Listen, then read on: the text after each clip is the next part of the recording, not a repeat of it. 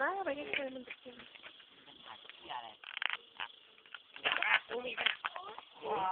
ยน้องไม่ได้ทำอะไรนี่พี่อย่าถ่ายดิน้ำมันลงเราไม่ได้ทำอะไรผิดเลย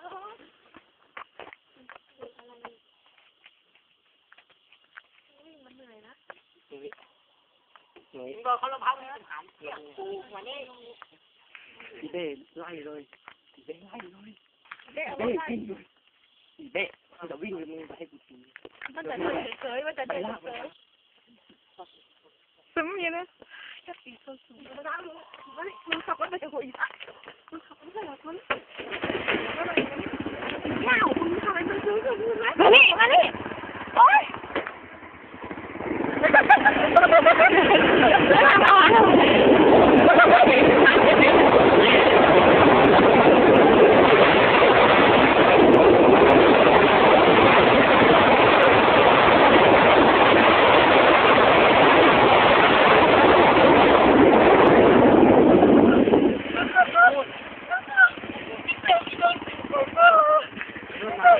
แล้วมึงวิ่งหนีทำไม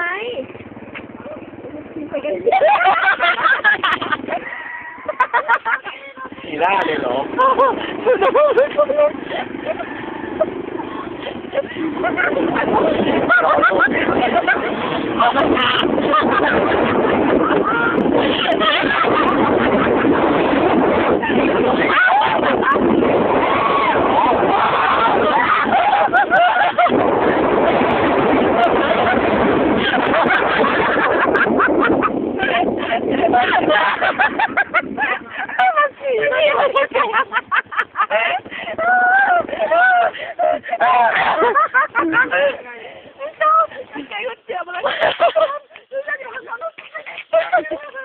ให้โฮกับให้ชัวร์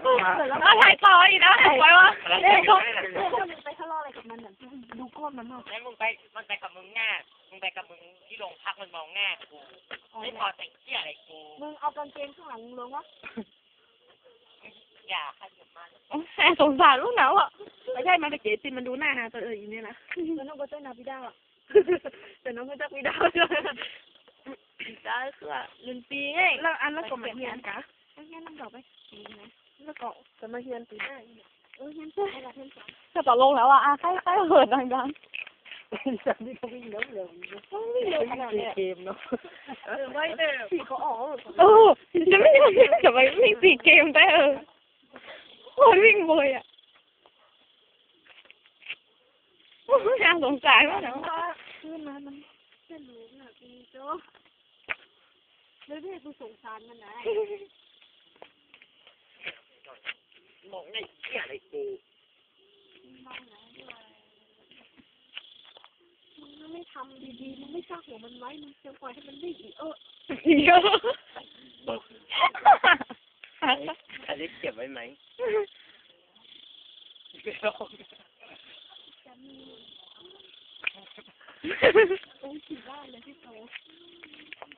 จะมีเอาเหรียญทองไหมเดี๋ยวมันจะไปเจ๊ลงภาคแต่ไม่โยน้องก็คือ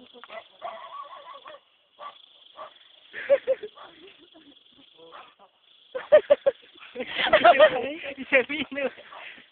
นมใหญ่กว่าเดิมอีกก็จะวิ่งไปเลย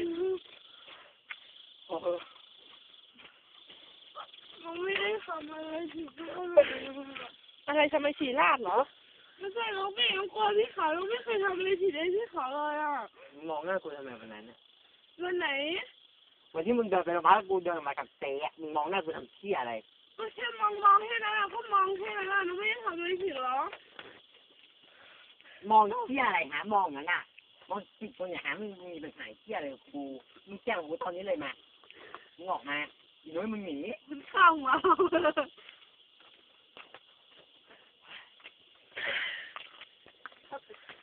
ให้สักทีก็สู้เลยต่างคนต่างสู้เลยน้องอันอีไม่ได้ต่อจากนั้นมึงไม่น้องไม่เคยทำอะไรผิดมาเลยอ่ะไม่มาตีน้องทำไมอ่ะไม่น้องก็นับถือมือพี่สาวอ่ะไม่ให้น้องทำอะไรน้องทำทุกอย่างไม่แก้น้องคิดว่าน้องก็ชินอ่ะน้องก็จะอะไรของน้องเองอ่ะนี่จะมากาดตีนกูนี่มากาดตีนกูนี่คนอื่นเราไม่เคยกาดตีนใครอยู่แล้วเพราะว่าน้อง ไม่ได้ผิด ถ้าจะตีก็สู้เลย ดูด้วยกันเลยไม่ใช่ไม่ใช่ไม่ใช่ ขยุ่ง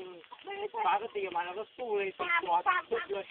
มันทำอะไรก็ตีเลยสู้กันเราไม่ลุมกัน ไม่มีใครรู้ไม่มีใครรู้จักผม เหนื่อยนะพี่สามี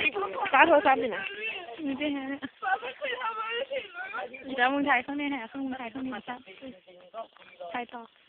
ตอนนี้ก็รู้ว่าเราไม่เคยหาเรื่องใครก็ไม่ได้หาเรื่องรู้ว่าไม่หาเรื่องถ้ามันหาเรื่องเราก็สู้เลย มึงเข้าไปดีเอ้าจะรออะไรอ่ะมึงก็ใส่ตอนนี้ให้มันจบมึงแม่กูเสียเวลานะเว้ยฮะไม่เป็นไรเล่มึงก็มาสิถ้าตีก็สู้เลยมึงก็ไปแค่ๆเลยตกกระถอย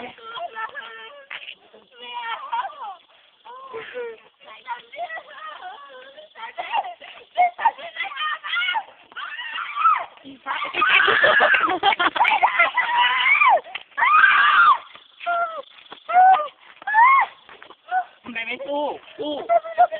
เลยไม่เคยทำอะไรผิดสู้เลยจะไม่กล้าลงออกเลย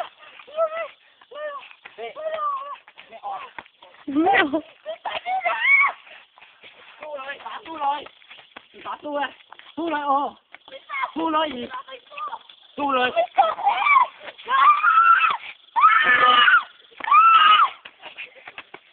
สู้เลยก็สู้เลยสู้เลยสู้อะไร